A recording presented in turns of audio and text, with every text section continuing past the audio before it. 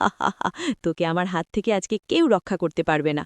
তখন ছাগল বলতে লাগল, হাই ছোট্ট বন্ধুরা, তোমরা সবাই কেমন আছো? আজকে আমি আবার একটি নতুন গল্প নিয়ে তোমাদের মাঝে হাজির হয়েছি। গল্পের নাম বোকা বাঘ ও চালাক শেয়াল। একদিন হালুমবাগ খাবারই সন্ধানে একা একা হাঁটছিল। হঠাৎ তার চোখে পড়ল কিছুদূর সামনে একটি ছাগল একা একা দাঁড়িয়ে ঘাস খাচ্ছিল। তখন বাঘ বলতে লাগল, যাই, তাকে একটু খাবারের লোভ দেখিয়ে আমার গুহায় নিয়ে যাব, সেখানে নিয়ে গিয়ে তাকে আমার আহার বানাবো। এই কথা বলে সে মনের আনন্দে হাঁটতে হাঁটতে ছাগলের কাছে যেতে লাগল। সে হাঁটতে হাঁটতে মনে মনে বলতে লাগল যে কি খাবার লোভ দেখালে সে এক কথায় রাজি হয়ে যাবে। হঠাৎ তার মাথায় একটি আইডিয়া এলো। সে আইডিয়াকে পুঁজি করে সে ছাগলের কাছে গিয়ে বলতে লাগল, আরে ছাগল, এখানে তো তোমার খাওয়ার মতো উপযুক্ত তেমন কোনো ঘাস লতাপাতা কিছুই নেই। আমার সাথে চলো, সামনে একটি গুহা আছে, সেখানে গম ভুসি ছোলা মজুদ রাখা আছে। চলো আমার সাথে, অল্প খেলেই তোমার পেট ভরে যাবে। এই কথা শুনে ছাগল বলতে লাগল, তাই নাকি মামা, আমার প্রচুর খিদে পেয়েছে। গম ভুসির সাথে একটু ছোলা পেলে তো আমার অল্পতেই পেট ভরে যাবে। তাহলে চলো মামা, আমাকে একটু তো এগিয়ে দিয়ে এসো, আমি তোর গুহা চিনি না। এই কথা বলে তারা আবার হাঁটতে লাগল। এদিকে শাহিনশাহ হাতি তার শাবককে জঙ্গল ঘুরে দেখাচ্ছিল। হঠাৎ তাদের চোখে পড়ল কিছু দূরে একটি বাঘ একটি ছাগলের সঙ্গে কি যেন কথা বলছে। ছাগল আর বাঘের এই মধুর সম্পর্কটি হাতির একটু সন্দেহ হয়। সে তখন তাদের কিছু করতে শুরু করে। আর এইদিকে ক্ষুধার্ত ছাগলটি খাওয়ার লোভ পেয়ে কিছু না ভেবেই বাঘের সঙ্গে হাঁটতে থাকে। হাঁটতে হাঁটতে তারা প্রায় গুহার কাছাকাছি চলে যায়। আর এইদিকে হাতিটা শাবককে নিয়ে ছাগল আর বাঘকে পিছু করতে করতে যখন দেখে যে তারা গুহার দিকে যাচ্ছে, তখন হাতি এবং শাবক দাঁড়িয়ে যায়। হাতি তার শাবককে বলে, আমি আমার এই বিশাল দেহ নিয়ে ওই গুহার ভিতরে ঢুকতে পারবো না, আর তোমাকেও একা আমি ওই গুহায় পাঠাতে পারবো না। আমি গুহার কাছে যাচ্ছি, তুমি তাড়াতাড়ি গিয়ে শুল্লু শিয়াল মামাকে ডেকে নিয়ে এসো। এইদিকে হালুম বাঘ মামা ছাগলকে সাথে নিয়ে গুহার মধ্যে প্রবেশ করল। অপরদিকে হাতির শাবকটি দৌড়াতে দৌড়াতে শুল্লু শিয়ালের কাছে গিয়ে পৌঁছাল। পৌঁছেই হাঁপাতে হাঁপাতে সে শিয়াল মামাকে বলতে লাগল, শিয়াল মামা, তাড়াতাড়ি চলো, মা তোমাকে জরুরি তলব করেছে, মনে হয় ওখানে কোনো বড় ধরনের বিপদ হতে যাচ্ছে। তখন শিয়াল মামা বলতে লাগল, আমার মনেও তাই হচ্ছে, নইলে আমাকে এভাবে জরুরি তলব করে না। চলো, সময় নষ্ট না করে তোমার মা যেখানে আছে সেখানে যাই।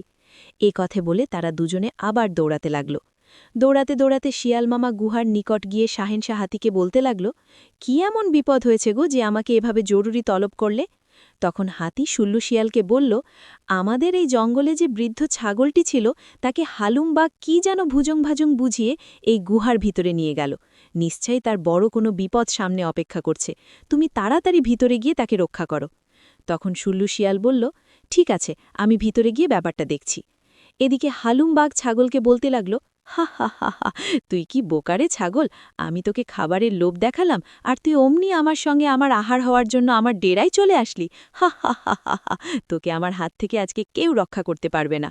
তখন ছাগল বলতে লাগল, আমি কি অপরাধ করেছি?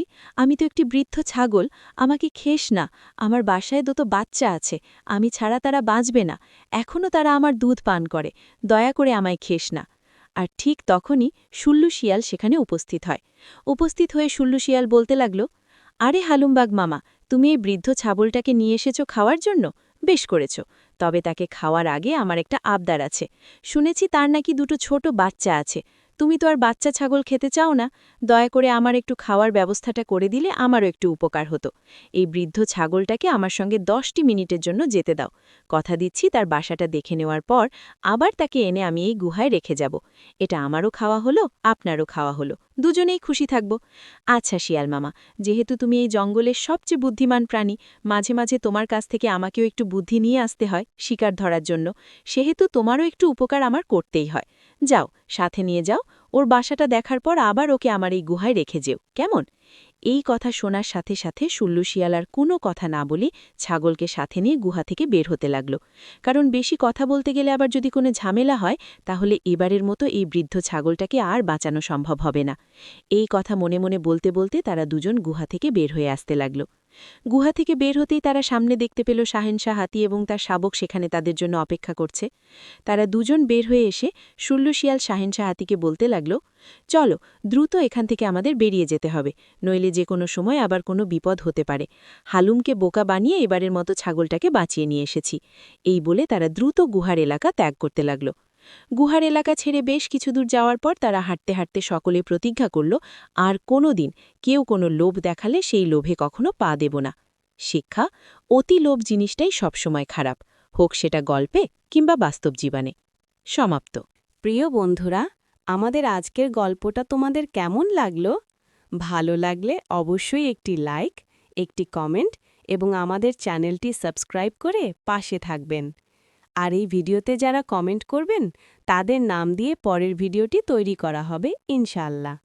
সবাই ভালো থাকবেন এবং সুস্থ থাকবেন। খোদা হাফেজ।